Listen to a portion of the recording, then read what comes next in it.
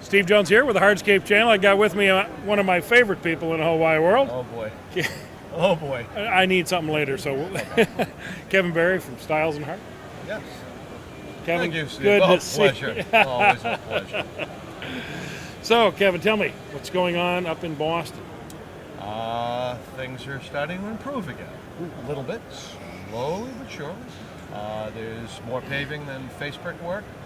Lots of glass and steel in the buildings at the moment. Okay. Plenty of paving. Oh, great. Well, that's good for you guys. You make a very unique product. We do. Can you tell our viewers what it is? Absolutely. We make a molded paver. And unlike our competitors, we market the struck side of the brick. So a molded paver is made in a mold, like making a loaf of bread. The struck side would be the top of the bread when you dump it out. So we market that side of the brick as opposed to the sanded side of the brick that everybody else markets. Our product is very dense, water absorption's below 3%, compressive strengths around 10,000 psi, which is very high for molded brick, and basically it lasts forever. And it's been there in Boston forever. Yeah, we've been in business 125 years. So you're going to hang in there, right? We hope hopefully so. a few more, yeah. Yeah, that's the plan. Well, you know, classic clay brick, like what your company offers, is one of the things that has allowed segmental hardscapes to grow. That's really was the incubator for what we see today in hardscapes that has grown to be so large. Well, that's right. This industry seems like it's so new, the hardscape industry. People think of it as being new. Yet, you know, clay pavers, stone pavers have been around for centuries. And what better place in Boston to have to see all that stuff? Yeah, Red Brick City. You know, I did trip on one once over there. No. Oh, that's right. It was concrete. Okay, it had to be. Or a curb. Yeah. It was a curb. Yeah. Yeah. Exactly. It's a little expansion joint problem. Perfect. Great thing you don't have that with pavers. That's right. If they're installed properly by quality people, it's like everything else. And my only caution with any kind of pavement, whether it's asphalt or concrete or clay, is it does need to be maintained. And doesn't that just make you insane? Well, the issues are a concrete pavement might have been replaced 3 or 4 times, asphalt 5 or 6 times, and the clay paver, somebody trips and it's the brick's fault. Yeah, and they never did. Because it's been down for 40 years and nobody maintained it. So, yes, and it's your fault. That's right. Oh, God, you must have broad shoulders. That's it. It's always the brick's fault. Yeah, it's a safe bet. That's right. Well, Kevin, tell me some more. Well, are you getting any new? Are you getting different market share in other places, or are you selling most of your production right there in the Northeast? We are selling most of our production in the local market. You know, kind of from New Jersey to Halifax, Nova Scotia. Okay.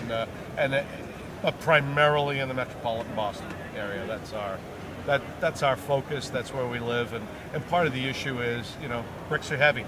And freight costs a lot, and we're a high-cost producer because we do use old technology, and we are a union manufacturing plant, so our costs are high. And you are also a Pine Hall brick distributor. We are. And how does that? Is that just to fill out your line, or tell me more why you do that? Yeah, it's funny. When we took the line on, there were some folks in the company and outside the company that thought, "What are you doing? You're only cannibalizing your own business."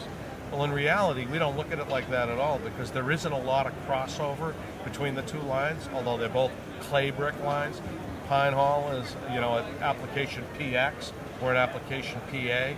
People that want that perfect square look will go to something like the Pine Halls. People that want the true colonial look with varying sizes and dimensions and color will come to us. Now, that brings me to another point. We talked about it this morning.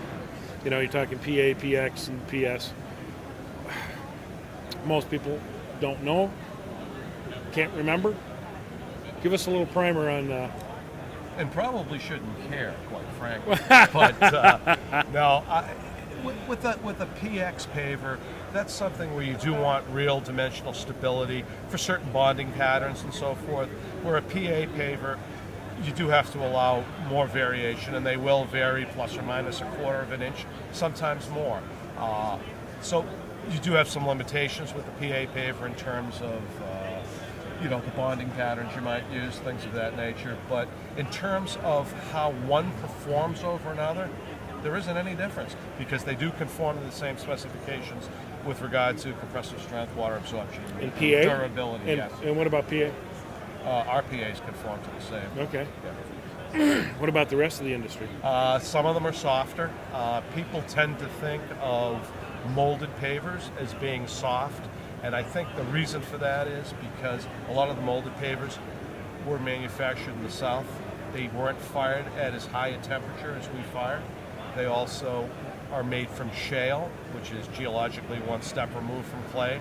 Ours are actually made from blue glacial clay deposits, and so it's a little bit harder. It fires harder. We fire it at higher temperatures for longer periods of time.